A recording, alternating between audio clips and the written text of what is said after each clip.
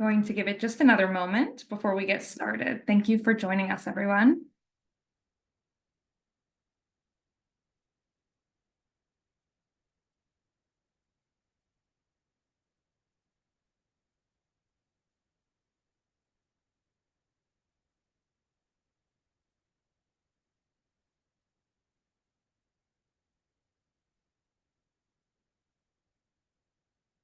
Right.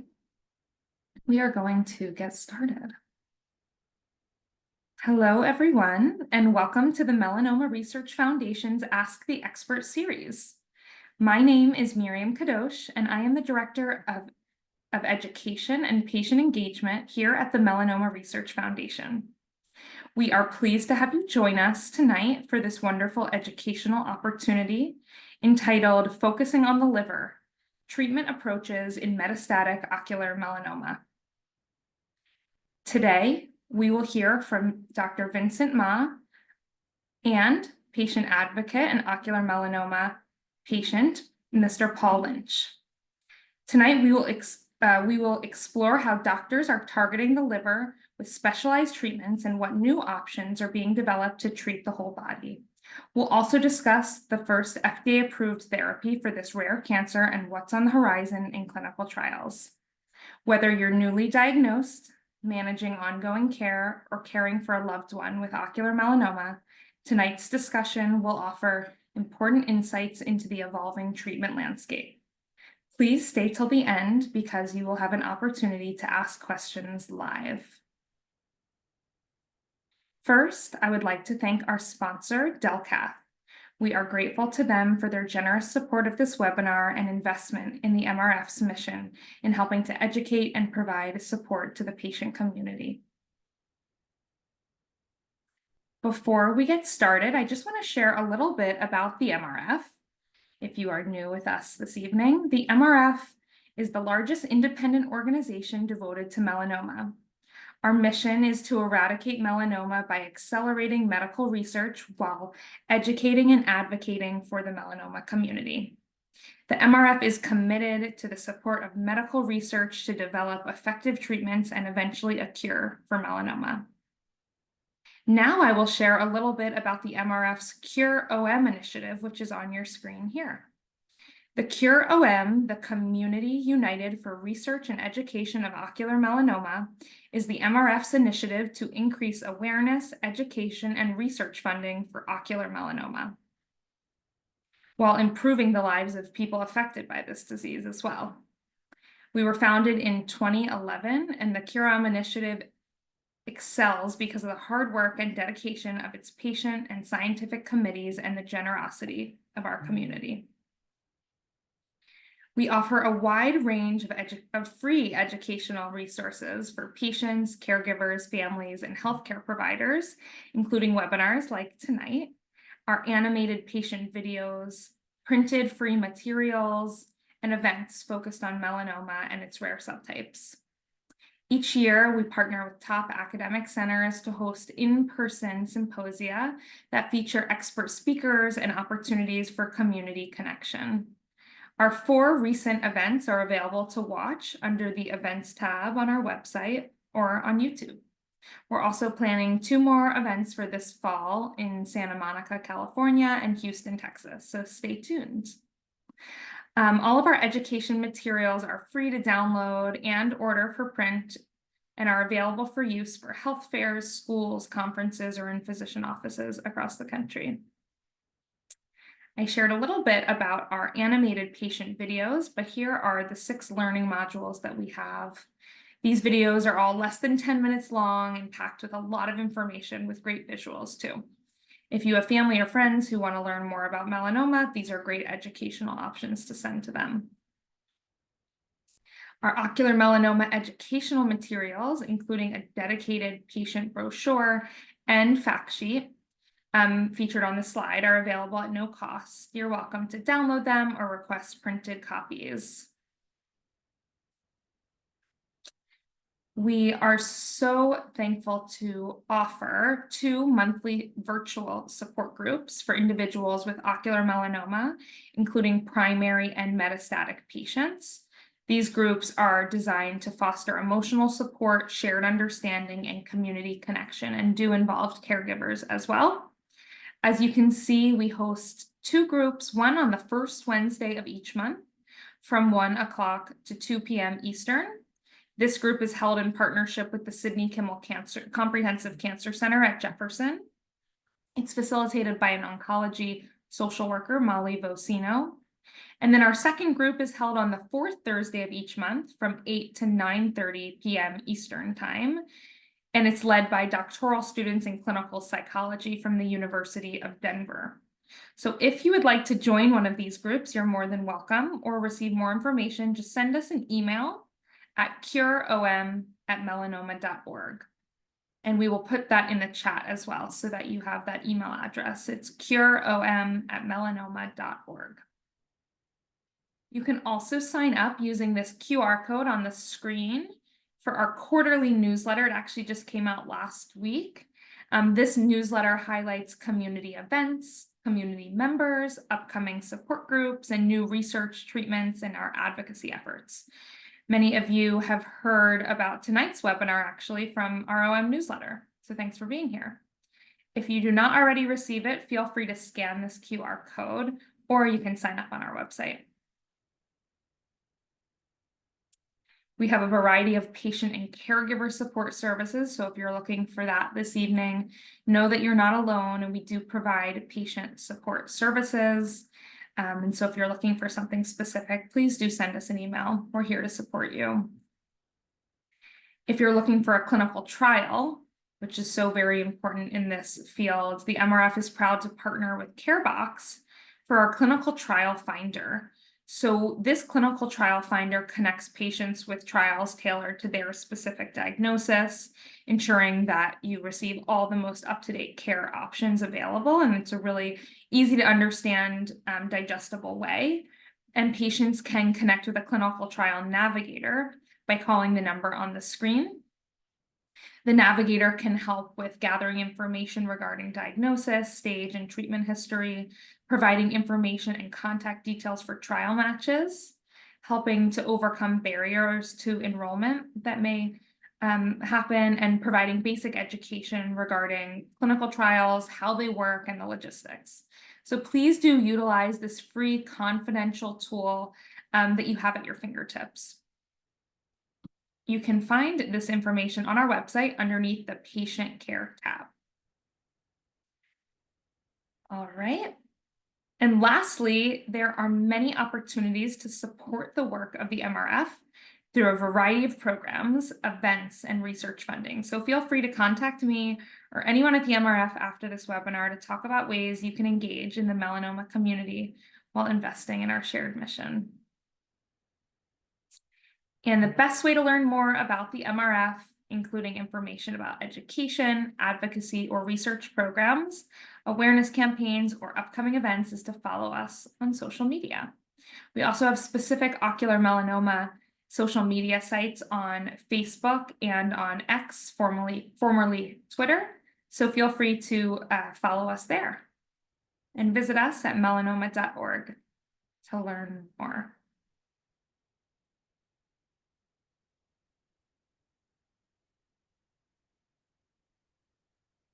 All right. Well, now I'm going to do a little bit of housekeeping before we get started, and I will introduce our speakers this evening. So, before we get started, I encourage you to use the Q&A box to ask questions throughout the sessions. We will get to them at the end. And thank you to many of you that sent in questions ahead of time. The information presented during today's session is for educational purposes only, and any individual treatment questions should be directed to your healthcare provider.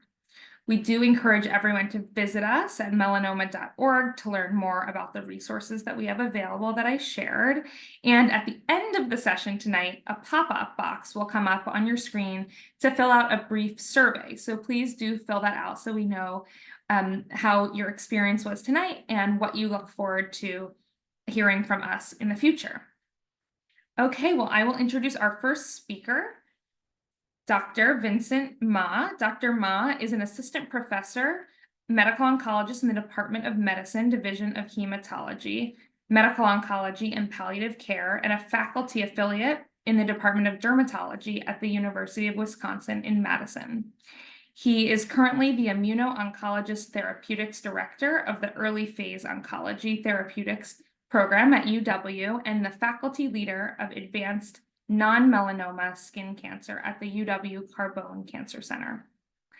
He also serves as co-chair of the Big Ten Cancer Research Consortium Melanoma Cutaneous Oncology Clinical Trial Working Group.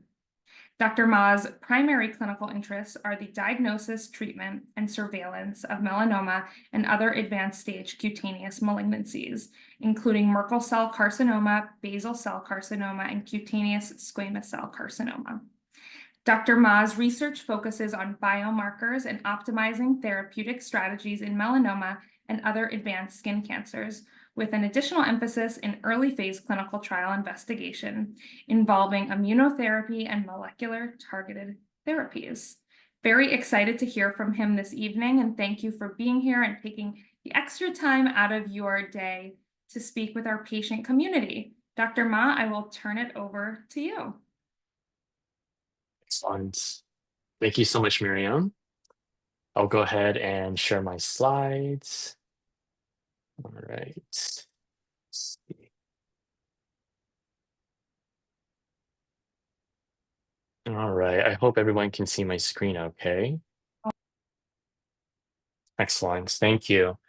And again, thank you, Miriam, for the introduction. And just to kind of formally introduce myself, so I'm Dr. Vince Ma, one of the medical oncologists at UW Carbone, and I primarily focus on melanoma and advanced cutaneous malignancy in my practice. So I'm very excited today to actually be joined by one of the patients I've been caring for, Mr. Paul Lynch. But before he comes on, I'd love an opportunity today to actually talk a little bit about treating metastatic uveal melanoma with a particular emphasis on treating the disease, particularly in the liver setting. And so I'd like to thank, obviously, the Melanoma Research Foundation for the sponsorship for this event, as well as the sponsor, Delcath, as well. So before I get started, these are my disclosures. And so just to kind of talk, very briefly about uveal melanoma, I know that many in the audience tonight are pretty familiar a little bit about this disease, but just for many people's awareness, uveal melanoma is considered to be the most common ocular cancer, or also known as the primary cancer of the eye. Now, despite it being the most common eye cancer, it actually is a very rare type of cancer. What we know is that in the United States, only about 2,000 to 2,500 new cases are diagnosed per year. And you contrast that, for example, to breast cancer, which sees anywhere from about 300,000 new cases per year. So a very, very rare cancer. Now, despite knowing the number of cases we see, we are still trying to better understand sort of the cause of this cancer. And so, there are some risk factors that are associated with getting this cancer, but for the most part, it still remains entirely unclear how this cancer develops. Now, the primary treatment of this cancer, especially when it's just localized, in the eye, we tend to think about doing things like surgery or even radiation therapy. For radiation therapy, we can consider things like a plaque radiotherapy or proton therapy, for example. And we know that both treatment options are very effective in treating this disease. But depending on what the biopsy of the tumor shows, we can actually determine, for example, how aggressive the tumor is. And we know that on average, about half of the patients will unfortunately develop metastases. And by metastases, that refers to the disease kind of spreading beyond its origin. So what do we know a little bit about specifically metastatic uveal melanoma? So interestingly enough, this is a very unique cancer, which when it does return or spread, it for some reason has a predilection for actually going to the liver.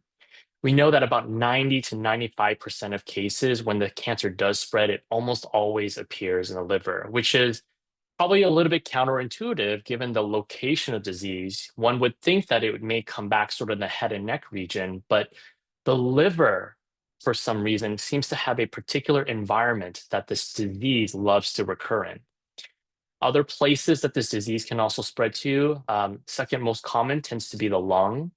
Other places include the skin, the lymph node, the bone, the pancreas, the kidney, and even in some rare circumstances, this can also spread to the brain. Now, as of this year, we actually do not have an established cure yet for metastatic uveal melanoma. Now, just because we can't cure this disease 100%, we still can treat this disease. Now, when most patients are diagnosed with this disease, the average or median life expectancy is anywhere from about 2 to 24 months. And so not exactly great numbers. And as you can imagine, there still needs to be a lot of work to be done to really help improve the survival outcomes and improve the quality of life of patients who get diagnosed with metastatic uveal melanoma. Most importantly is that when patients are diagnosed with metastatic disease, I always recommend a multidisciplinary treatment discussion, meaning having a team of doctors from different disciplines or different specialties to come up with a personalized treatment approach for this type of metastatic disease diagnosis. So, as a medical oncologist, I frequently see patients who are oftentimes newly diagnosed with this disease. And oftentimes when I meet patients for an initial consultation visit, some of the things I typically go through are risk factors and how this disease developed, but certainly I talk about treatment options. And kind of what I have listed here are just a variety of different treatment options one can consider, from both a medical oncology perspective, surgery perspective, and radiation perspective.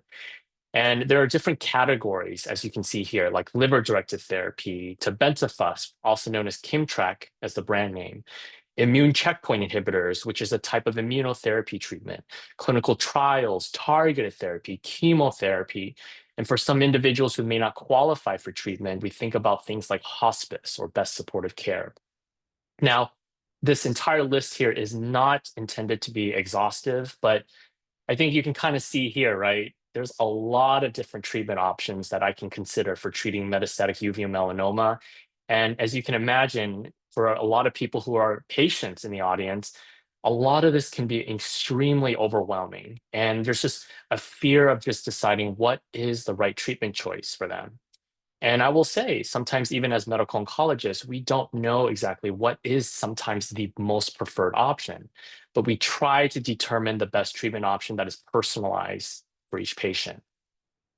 I'll kind of briefly talk a little bit about one of the drugs in particular, because it is probably one that should be well known in particular, especially since it is the first FDA-approved treatment for metastatic uveal melanoma. And that treatment is tebentafusp, also known as Kimmtrak, which is the brand name. So as I mentioned, it is the first FDA-approved treatment for this particular disease. And the way it was approved was that it actually increased the survival of patients with this diagnosis compared to the best available therapy at that time. And this was actually studied in a clinical trial setting. It is a type of an immunotherapy treatment. And so the way the treatment sort of works is that it sort of is an antibody that sort of helps create a bridge between the cancer itself and your immune T cells, which is a type of white blood cell. And the way it works is that when you sort of bring both of them together, you sort of cause these immune T cells to release a bunch of cytokines. These are like proteins that kind of help promote inflammation to kill tumor. Now, one of the biggest restrictions about this particular treatment is that you actually have to be HLA-O201 positive, which means that you have to have a specific immune genotype, which is a blood test to see if you actually can qualify for this type of treatment. It is a HLA or immune genotype that is just checked on the body, not the tumor itself. Now, despite this treatment being sort of FDA approved and has shown to improve survival, we talk about the tumor shrinkage rate, which refers to actually shrinking the cancer And in oncology, we use sort of this threshold of decreasing the tumor by at least 30% as a means for effective tumor shrinkage. And that only occurs about 9 to 11% of patients treated with this particular therapy. Now, this treatment is given IV, it's given over 15 to 30 minutes, and it's actually given once a week. Side effects of this particular treatment include cytokine release syndrome. And so cytokines are these little proteins that cause a great deal of inflammation. And so some of these symptoms include fevers, chills, rash, low blood pressure. Sometimes it can cause some liver injury and even low oxygen. And because of these side effects, they have to be given weekly for the first 3 doses, actually in the hospital with at least 24-hour monitoring. So this is an effective and it is an FDA-approved treatment option for metastatic uveal melanoma. Now, there is an alternative treatment option that's also known as nivolumab and ipilimumab, also known as Opdivo Yervoy, which is a brand name, and is actually a treatment that is frequently used off-label to treat metastatic uveal melanoma. Now, this is a type of immunotherapy treatment called immune checkpoint inhibitor therapy, and it is 2 drugs. And these 2 drugs particularly target these proteins called checkpoints in order to help lift the brakes off the immune system in order to fight the cancer. The way the drug is given is that it's an IV treatment. It's given every 60 to 90 minutes, and it's given every 3 to 4 weeks for up to 2 years. And when we talk about the tumor shrinkage rate, we can kind of see here that it does seem to be a little bit higher numerically speaking compared to Kimtrack, so about 11 to 18%. But one of the biggest downsides, particularly with this therapy, is that the side effects that can occur with it. And the biggest side effect that we tend to see with this treatment are autoimmune side effects, which occurs that when you lift the brakes off your immune system and you get your immune system to start attacking your cancer, there are some circumstances where it may actually attack your own body. And so just for illustration, as you know, the immune system is located everywhere from your head to your toes. And so theoretically, any part of your body can get affected by your immune system. And so places that your immune system likes to attack or injure include like your skin, your colon, your liver, some of your hormone glands, and even in some rare cases, it can affect your lungs or even your heart. And so we know that these side effects can be pretty high with Opdivo Yervoy. Now, let's kind of talk a little bit about liver-directed therapy for uveal melanoma. As I mentioned earlier, the majority of patients who have a new diagnosis of metastatic uveal melanoma will have involvement primarily involving the liver. Now, one of the downsides about having disease, particularly in the liver, is that it is really bad. We know that a lot of times when disease, particularly cancer in the liver, can actually cause things like diminished appetite, nausea. Sometimes it can lead to jaundice. It leads to cachexia, so a significant weight loss. And oftentimes is the main driver for bad symptoms related to cancer, and also a main culprit for why survival rate is very low. Now, of course, there are many liver-directed therapy options. I kind of briefly mentioned it on the previous slides that we can actually consider in order to eliminate the disease from the liver if possible. And what we know is that some of these treatment options, which we've been using now for several years, can be very effective to actually adequately treat the disease. So I'll kind of highlight a few of them, but one of the ones that is probably the most historically known and has been used for many, many years, if not decades, is the role of surgery, right? If you think about the disease going to your liver, and if it's there, maybe 1 or 2 lesions, we can actually have a surgeon come in and actually physically remove the tumor in the liver. Now, of course, I kind of simplify it that way, but patients have to, of course, meet with a surgeon or a hepatobiliary surgeon or surgical oncologist to physically remove the tumor from the liver. That, of course, requires incisions, operating room time, general anesthesia to do it. And of course, by removing the tumor, you can hopefully render a patient disease-free. The alternative option is the role of radiation therapy. So radiation therapy can also be known as stereotactic body radiation therapy. This is involvement of a very complex machine that helps precisely target beams of radiation from many different angles to actually target the tumor. Now, in order to do radiation therapy, you actually have to meet with a radiation oncologist. And typically, with the way the treatment is given is It's given over 3 to 8 sessions over a period of about 1 to 2 weeks. And so it is actually a finite period, so a limited time to actually deliver the needed treatment to adequately treat the disease. Side effects of radiation therapy typically include things like flu-like symptoms, nausea, pain, and because if radiation is delivered towards the liver, sometimes you can get a little bit of transient elevation of your liver enzymes, and that just represents the inflammation of the liver due to some of the surrounding normal liver that's affected by the radiation. But overall, radiation therapy tends to be very well tolerated. So these are kind of the more historic options that we use and we continue to use today. Another option that one can consider is the role of Y90, which is a type of radioimmunoembolization treatment. It can also be known as selective internal radiation therapy. And so the reason why it's called selective internal is that it actually involves some type of intervention. So usually what we would do is we actually have to insert a catheter that actually goes through the groin, through the femoral artery, or through the radial artery and the wrist, and you actually feed that catheter all the way through and towards the liver and actually go into the hepatic or liver artery. And when we do that, we can actually map out the whole structure of the liver in order to determine and better understand the liver anatomy. And that's a procedure that's typically done with angiography. And then once the mapping is done, we can sort of pinpoint, for example, where the tumor is located. And then you can actually deliver these Y90 beads, also known as yttrium 90. And these are little microspheres that go directly to the tumor itself. And so they just kind of sit there. And the radiation that's delivered there from the Y90 beads actually kills the tumor. And so this treatment actually was originally done to treat cancer that originated from the liver called hepatocellular carcinoma, but we are now using this type of treatment in patients with metastatic uveal melanoma as well. An alternative approach to the right, as you can see there, is chemoembolization or immunoembolization. And similarly to Y90, it requires catheterization, so inserting a catheter that you feed and get all the way through and into the liver through the hepatic artery.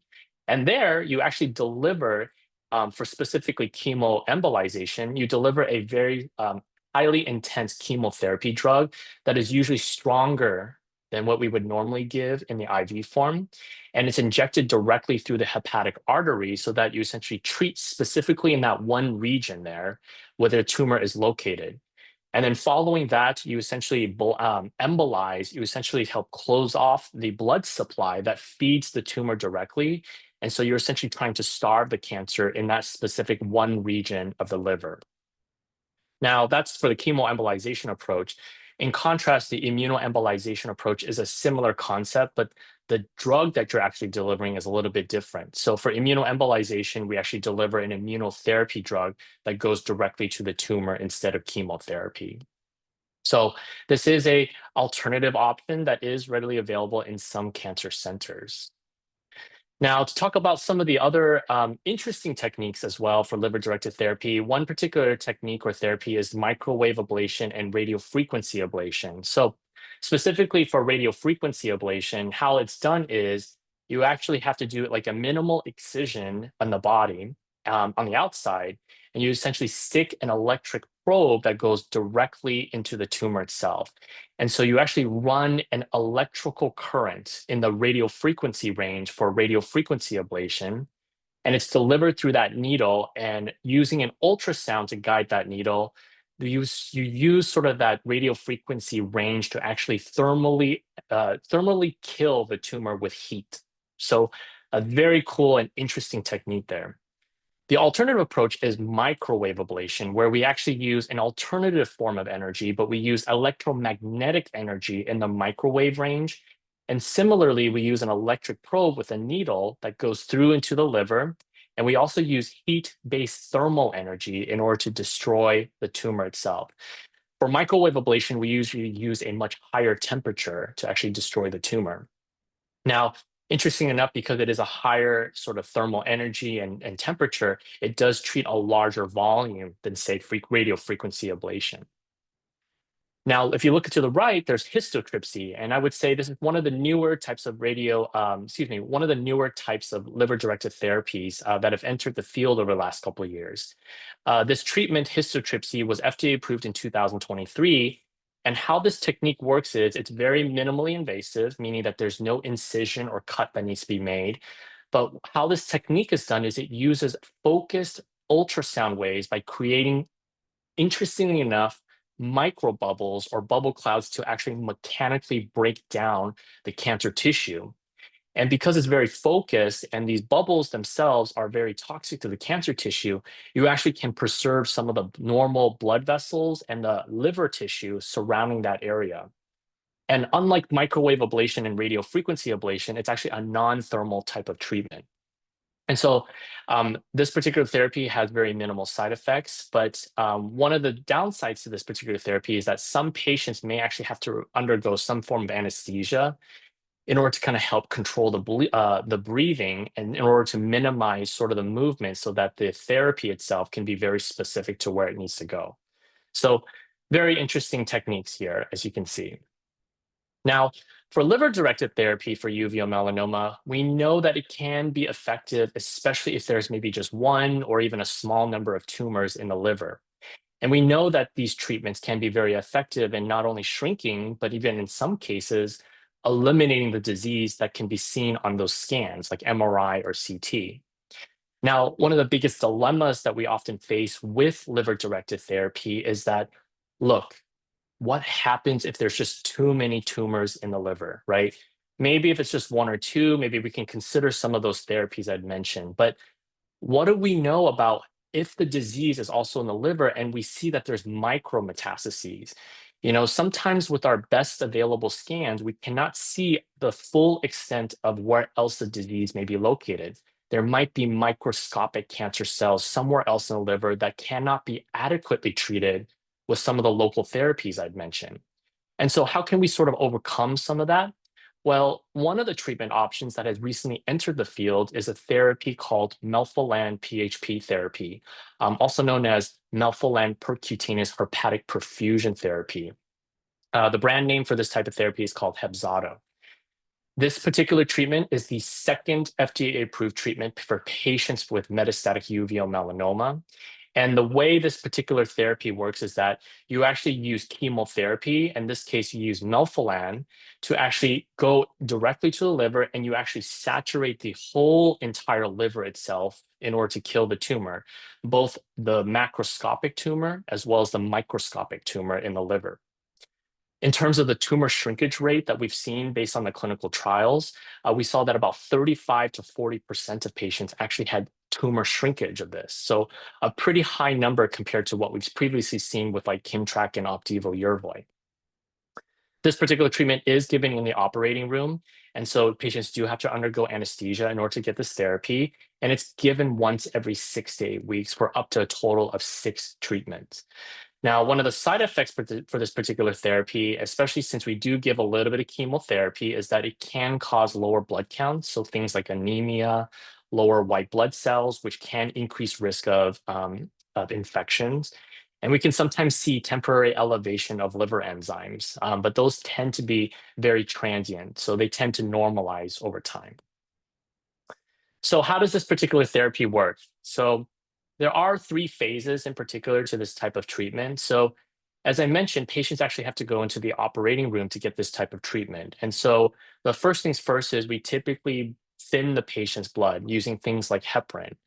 And following that, what we do is we insert catheters that go directly into the vein. And so we actually access it through 2 different points, a vein in the neck called the internal jugular vein, and another access point, which is the femoral vein. And so we stick a catheter that goes through both of them, and we sort of meet up in the middle, so in the liver itself. And what you do there is you sort of clamp it off and you sort of isolate the blood flow specifically to the liver. So that's the isolation part. And then the next step is you insert a catheter through the femoral artery, which is on the groin on the other side, and you stick that catheter and you go all the way up through the artery itself and through the hepatic or liver artery. And that's where you actually deliver the chemotherapy drug, which is the melphalan. And that chemotherapy drug then saturates the entire liver. So you actually do that for about 30 minutes. And because we sort of isolated the blood flow, we actually minimize the actual distribution of that chemotherapy drug outside of the liver. And so after about 30 minutes or so, we then filter as much of that chemotherapy out from the liver as much as possible so that less of it gets into the body. So a very, very interesting technique here, as you can tell. So who typically is eligible for Hepzato? So just to kind of go through a typical checklist that I go through as a medical oncologist to know if a patient is eligible for this type of new therapy is one, has the uveal melanoma only spread to the liver? There is some exception though. If a patient has melanoma outside of the liver, for example, like the lung or the lymph nodes, it must be definitively treated with surgery or radiation therapy first before we treat the liver. The disease in the liver itself has to involve less than 50% of the entire liver itself. Patients have to have a normal liver function, no major heart conditions or recent heart attacks, no history of severe allergic reactions to things like rubber, latex, heparin, or contrast. And patients, of course, have to be able to tolerate general anesthesia because it has to be delivered in the OR. Patients also have to be able to tolerate short-term holds of blood thinners and certain blood pressure medications in order to be eligible as well. Now, what can you expect, especially after you complete the Hepzato therapy with every cycle of treatment up to 6, is we actually have to ensure that the white blood cells that might decrease after each treatment is that we have to try to boost them up. So some patients actually have to get a medication called growth factor in order to increase the white blood cell production. And that usually occurs after the second or even the third day after each Hepzato treatment. We also do lab checks, typically once a week for a couple of weeks or so, and we sometimes give blood transfusions as needed. We also incorporate clinic visits after each Hepzato treatment. And of course, we also do scans every 2 cycles of Hepzato in order to know if a patient's actually benefiting from treatment and if we can actually see some good tumor shrinkage. So I have here just a couple of examples of patients that we have treated here at the University of Wisconsin of patients who have gotten Hepzato. And so this is an example of a patient who, for example, had a pretty large tumor here, as you can see with this yellow arrow. That little black tumor that you can see there is kind of pretty large, but is located within the liver itself. And so this is an actual MRI picture of what the liver looked like before starting Hepzato. And you can see here onto the right, after about 2 cycles of Hepzato, you can see a pretty dramatic reduction in size of the tumor itself. So, even as after just 2 cycles of therapy, we can even see just quite significant dramatic responses to this particular therapy. Another example here is an example number 2, which is a patient who also had a very smaller tumor than patient number 1. But this is the MRI picture of what the liver looked like with the arrow pointing to the tumor itself. After 2 cycles of Hepzato, you can see that we're starting to see a faint appearance of the tumor and some shrinkage as well. After 4 cycles, we're starting to see the tumor almost disappear. And in this particular case, the patient actually had successful disappearance of their tumor from the liver. And so this was after 6 cycles of Hepzato on the bottom right. So what are some of the major limitations of Hepzato in particular? Well, as I mentioned, not all patients are eligible based on the checklist I had mentioned. The other issue, particularly with this therapy, is that it only just treats the liver. So just an emphasis here is because the chemotherapy itself just saturates the liver itself. So it does not theoretically treat other parts of the body if the disease may have gone somewhere else outside the liver. Now, of course, there's a future direction about how can we look at combining Hepzato with additional drugs that also work systemically, drugs that can work also outside of the liver and treat the whole body itself. And so Delcath actually has a clinical trial that's quite active right now, looking at the role of combining Hepzato with Opdivo Yervoy. And as you may recall, Opdivo Yervoy is an immunotherapy treatment that is commonly used to treat uveal melanoma. And so this is actually a phase 2 trial that is currently active right now, but is not currently enrolling. But hear me out. In the phase 1 part of the study, they actually looked at the first 7 patients treated with combined approach. And what they saw was that for those 7 patients, they saw that 6 out of 7 patients had actual tumor shrinkage by at least 30%. So very promising preliminary results that we're seeing so far. Now, to be eligible for this particular study, patients have to have stage 4 uveal or ocular melanoma without any prior treatment with Hepzato or immunotherapy. But as of right now, we're still waiting to kind of see some of these results of the phase 2 trial to see if this may eventually be carried out in a phase 3 setting and hopefully allow patients who are potentially interested in participating to enroll in the study. So this is the Chopin trial, and we're hopeful to see that maybe there might be some positive outcomes out of it. Now, of course, I also want to highlight a couple of other trials as well that are active and ongoing. So one of them in particular is the Replimune or RP2 trial. And so this is a phase 2/3 clinical trial, and it actually is active and enrolling.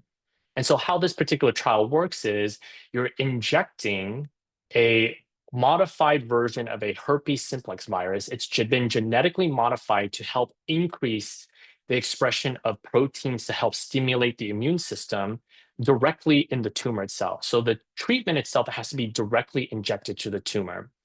And this particular treatment is combined with Opdivo, so one of the immunotherapy drugs. And so this is a combination or combined modality therapy here. Now, this study has been previously studied in early phases of the study, and what we saw was that we saw about 4 out of 14 patients who were treated with this combined therapy had a tumor shrinkage by at least 30%. So still a fairly good number at the end of the day for particularly a bad disease. Now, the way the phase of the study is in right now is that only half the patients who do participate in the trial will actually get this treatment. So it's a 1-to-1 randomization. Half the patients will get RP2 plus Opdivo, and the other half will get Opdivo and Yervoy. Now, this study is open throughout, many cancer centers here in the United States and also in other cancer centers outside the US. But in order to qualify for the study, patients have to have stage 4 uveal melanoma. And the key thing here is that patients cannot have prior treatment with things like Hepzato or immunotherapy. If one has previously had Kimmtrak, that is permissible to participate. Another trial that has also reached a lot of publicity and is also a very active study right now is the IDEA study, which is a phase 2/3 trial that is active and enrolling right now. And so the way this particular trial works is you're looking at 2 particular drugs that are specifically targeted therapy that target specific proteins that are very activated, particularly in uveal melanoma, that help the growth of the cancer itself. And so these 2 particular drugs, one of them is called darovasertib, which is a protein kinase C inhibitor, and the other one is called crizotinib, which is a MEK inhibitor. And so these are oral drugs, unlike the IV or intratumoral injection drugs that I had mentioned. But why did the study sort of lead to where it's at now in the phase 2/3 setting was that in the earlier phase of the study, they looked at the first initial 20 patients who were never previously treated with any type of therapy, and they saw that 9 out of 20 patients had a tumor shrinkage by at least 30%. So very promising outcome out of this. Now, similar to the Replimune study, one of the main issues, particularly for this treatment, is that half the patients, or excuse me, not half, 2-to-1 ratio of patients will actually get this particular therapy if you do decide to participate. So 2/3 of the patients will get darovasertib and crizotinib, whereas 1/3 of the patients will get Opdivo, Yervoy, or whatever the oncologist may recommend would be the best available therapy for the patient during randomization. To be eligible for the study, patients have to have stage 4 uveal melanoma without prior treatment with Hepzato or immunotherapy. And notably, though, patients do have to be HLA-O201 negative in order to participate. So just important key facts about this eligibility for this trial here. So just some final thoughts and some conclusion. These are very commonly asked questions by both patients, but also sometimes from providers that I often work with, in the community setting. And so a big question that's frequently asked is, look, I am diagnosed with metastatic uveal melanoma. Where should I go? And what I always recommend is I always encourage patients to seek a multidisciplinary oncology team consultation at a cancer center where they are very experienced with treating uveal melanoma, particularly a team of doctors that at least is aware of the multiple treatment options that are available, including clinical trials. As you know, the only way to sort of improve the outcomes of patients with uveal melanoma is by understanding and conducting research and better looking at drugs that can hopefully be better than what we have available. Now, if patients do say, look, I'm presented with multiple treatment options, how do I sort of decide which treatment option should I use for treating my metastatic uveal melanoma? As a medical oncologist and a provider for patients for cancer, I always look at multiple different factors. I always think about a holistic approach to treating patients. And so I really look at things such as taking into consideration of things like, where is the location of tumor? What's the amount of disease burden in the patients with this cancer? Are patients who do have this disease, are they interested in participating in a clinical trial? As I kind of mentioned earlier, for example, being treated with Hepzato for some of the clinical trials may actually be an exclusion factor. Or if you're being previously treated with immunotherapy, that might be an exclusion factor for a clinical trial. It also depends on also the HLA-A*02:01 status, the patient's overall fitness, the willingness to also travel for treatment, the time commitment for treatment. And also when we talk about things like injections, to the tumor itself, infusions, whether it's weekly, every 3 to 4 weeks, every 2 weeks, we also have to think about the quality of life as well. And because we have not yet determined a full cure for this disease, we're still trying to determine efforts, working with scientists, oncologists throughout the country to find better therapy options to better treat this disease. And so with that, I appreciate you all for listening, and I will plan to hand this off to Mr. Paul Lynch, and we'll be happy to answer some questions at the very end. Thank you, Dr. Ma. What a comprehensive presentation and really digestible. So thank you. I will introduce our next speaker, Mr. Lynch. Mr. Paul Lynch, if you are there, I'm going to quickly introduce you and have you present. Mr. Lynch was diagnosed with ocular melanoma in October of 2021. He had radiation plaque surgery in December of 2021. The cancer metastasized to his liver in February 2024, and he had an ablation of the cancer spot on his liver in March 2024. He received 6 treatments of Hepzato kit from June 2024 to January 2025. The Signatera blood test in April of 2025, and PET scan showed the cancer had spread for a second time to his bones in May of 2025. He is currently getting treated with Opdivo and Yervoy, and other than that, he reports that life is good. He's trying to lead an active and healthy lifestyle. He has been blessed to have his daughter as his caregiver, who works in the cancer industry doing marketing and research for a major marketing firm. He wouldn't be here today without her and all of the doctors, staff, and companies like Delcath and now Opdivo and Yervoy finding a cure. So thank you, Mr. Lynch, who is also a patient of Dr. Ma's, for being here and for sharing your story. I'll turn it to you. Well, thank you very much. I appreciate the opportunity to be here today. Dr. Ma, that was very, very informative. Learned a few things, and unfortunately, did have the experience of the Hepzato kit. But as Miriam said, in October of 21, I was having some circles in my eye, and they would start at the bottom of my eye and flare up. And I was going in for a physical for another medical procedure. And that's when I was told that I had ocular melanoma. And nobody wants to be told that they had cancer. You just see it in the movies. And yeah, it was life-changing. I had radiation plaque sewn onto my eyeball for 5 days. And when they removed it, I had a lot of floaters in my eye, but I was determined that I was still going to take that family trip and go skiing 2 weeks later and went skiing in Whistler. Fortunately, my sight came back after 6 months. Didn't have any other complications. Everything just seemed to come back for whatever reason. And then it was on to the 90-day scans, MRI of the liver and CT of the lungs. And nothing showed up until month 32 when a spot showed up on my liver. And up until that time, the 32 months, like I said, I was determined not to let it change my life and what I had planned or what I wanted to do. Like Dr. Ma said, go live your life and do some things that you wanted to do but couldn't, and build muscle mass. And quite honestly, I tried to do everything that Dr. Ma said to do, and I still do it today. And he's got me to where I'm at today. But building muscle mass wasn't really something I was interested in. I didn't want to sit in the gym for an hour a day and or more. So, but I did want to travel. So I traveled to Europe, and over 26 days, I really changed things. I did a lot of walking, ate really well, ate good foods, and I came back. To me, what I consider as a different person. What I ate, what I put in my body. I exercised. I built that muscle mass. I cut out a lot of sugars, the added sugars. I read labels and everything. Went organic for the most part.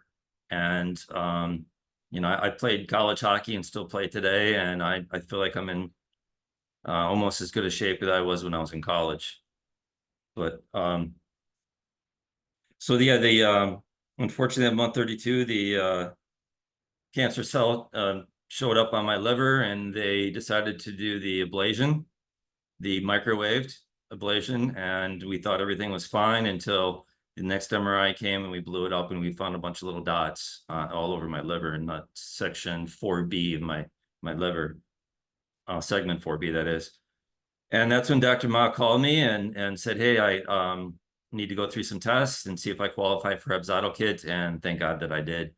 I did Hepzato, and it was only on the market for a year. When I first got diagnosed with ocular melanoma, there was only one drug, and I didn't even qualify for it because of my genotype. So went full charged into the Hepzato kit, and thank God that I did work out, because after each Hepzato kit, they would put you into the ER so that the nurses and the doctors could monitor the blood and make, get you back to as close to the levels that you had going in. And, you'd put on 10 pounds and it'd all be fluid. Sometimes I couldn't see my ankles or my knees. But because I had that muscle mass, I was able to get out of that bed at, early in the morning and walk around the ICU and get that blood flowing, which really, really helped. I tried to, because it was so new of a process, I tried to give feedback as much as I could. One of the major problems that I had was stomach problems, stomach fluids or whatever it was getting into my stomach. And by the fourth and fifth time, I think the anesthesiologist pumped my stomach for me, and it was night and day. It felt great. And fortunately, I don't have any more cancer in my liver. No more cells. Everything died off, disappeared. Did the shrinkage. I was one of the fortunate 30% people that beat it, if you will, stage 4 liver melanoma. And I recently had a PET scan, and the PET scan proved that was the case. There's no liver there, or no cancer in the liver. And it's going to be an ongoing process of still monitoring it. And fortunate enough, if it does come back, that I do have a couple more sessions that I can do, or a couple more treatments, if you will, and along with the Opdivo and Uraboy. And yeah, that's kind of my story, living life and doing the things that I wanted to do and couldn't do, and love the ones that love you. And yeah, with that, I'll hand it back, and if there's any questions, I'd be more than happy to answer them. What a powerful message.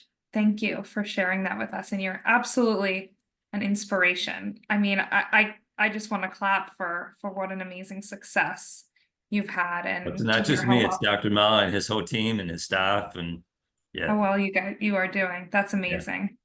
Yeah.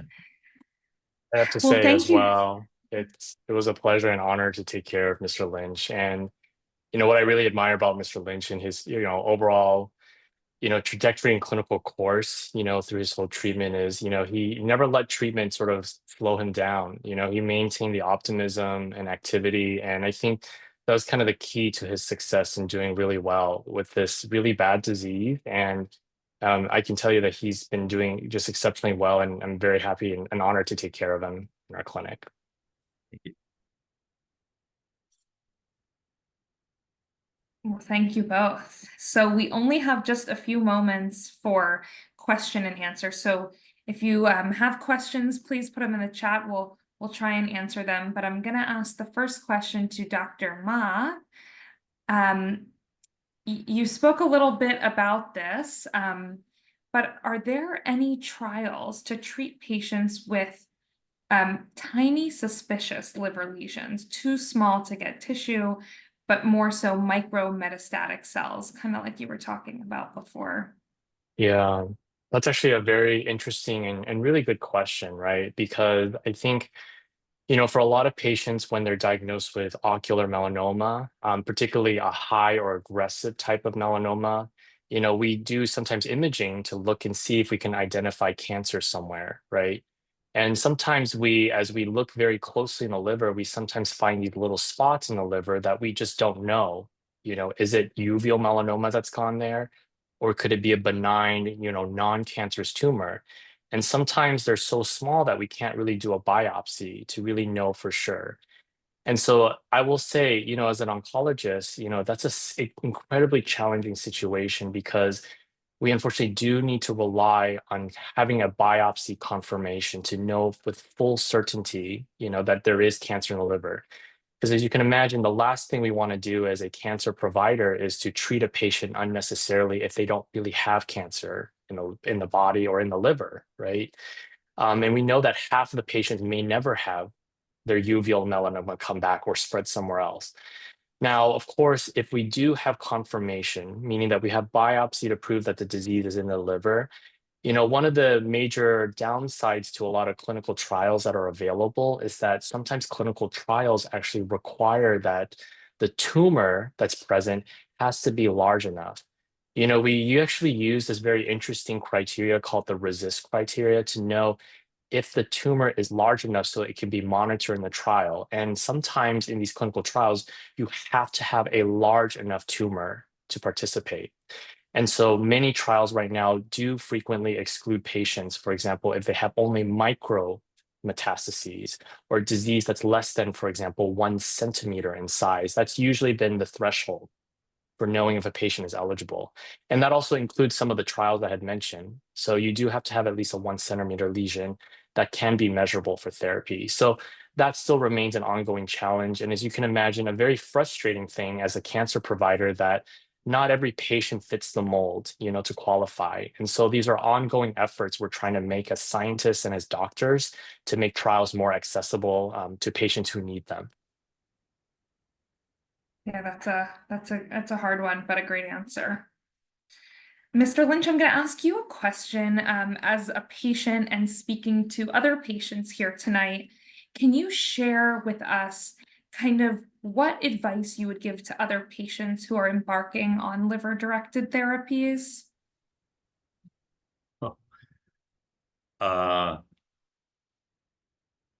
Stay positive. Try to manage your stress. Yeah, it's a terrible disease to have, and things could go wrong, but stay positive, listen to your doctors, do what they tell you to do.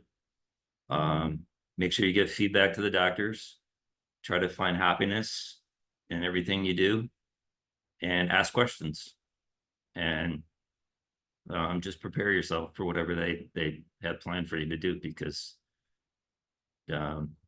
definitely Dr. Ma's been there every step of the way looking out for me. So I just do my part and he does his. Definitely a collaboration, right? Yes, true. Thank you both.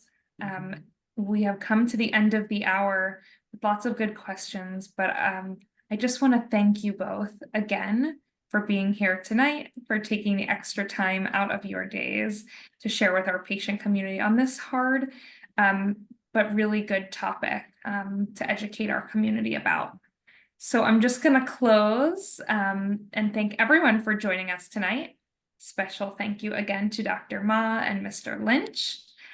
for sharing their time, expertise, and of course, personal insights during tonight's webinar.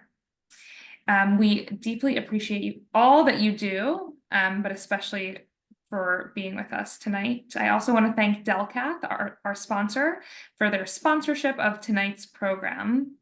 And again, for everyone who's been asking, this program will be available on our YouTube channel in just a few weeks. And again, at the end of this program, when you close your screen, there will be a pop-up with a short evaluation. Just fill that out for us.